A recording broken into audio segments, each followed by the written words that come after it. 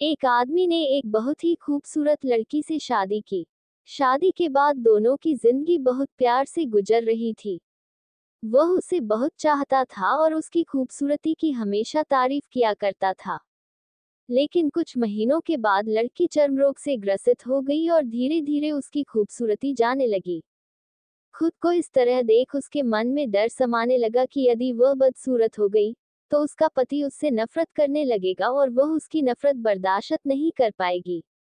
इस बीच एक दिन पति को किसी काम से शहर से बाहर जाना पड़ा। काम खत्म कर जब वह घर वापस लौट रहा था, उसका हो गया में उसने अपनी दोनों आंखें खो दी। लेकिन इसके बावजूद भी उन दोनों की जिंदगी सामान्य तरीके से आगे बढ़ती रही।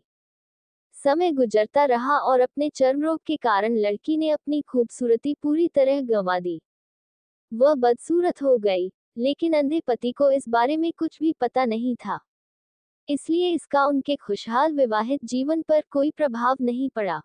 वह उसे उसी तरह प्यार करता रहा। एक दिन उस लड़की की मौत हो गई। पति अब अकेला हो गया था। वह बहुत दुखी था। वह उस शहर को छोड़कर जाना चाहता था। उसने अंतिम संस्कार की सारी क्रियाविधि पूर्ण की और शहर छोड़कर जाने लगा।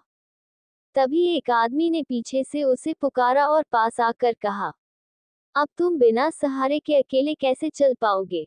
इतने साल तो तुम्हारी पत्नी तुम्हारी मदद किया करती थी।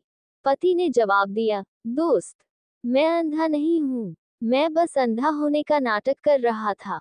क्योंकि यदि मेरी पत्नी को पता चल जाता कि मैं उसकी बदसूरती देख सकता हूँ, तो यह उसे उसके रोग से ज्यादा दर्द देता। इसलिए मैंने इतने साल अंधे होने का दिखावा किया। वह बहुत अच्छी पत्नी थी। मैं बस उसे खुश रखना चाहता था।